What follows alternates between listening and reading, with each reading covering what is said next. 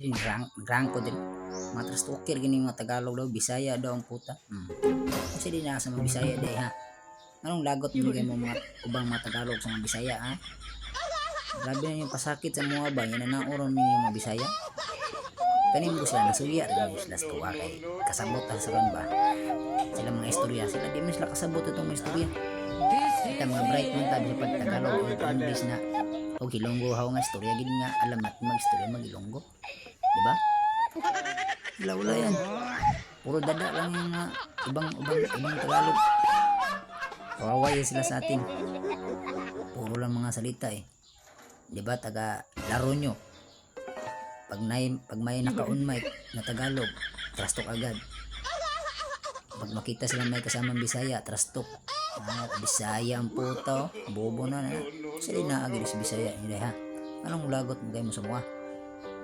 Pang sikarang ang itlog mo nga. Babi niyo pa sa kamo. Kita mga Bisaya, di kita palupian nila.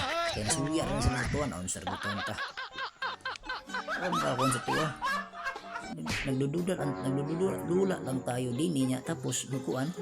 Wala eh. Pangon ko eh. Malibang. Sorry.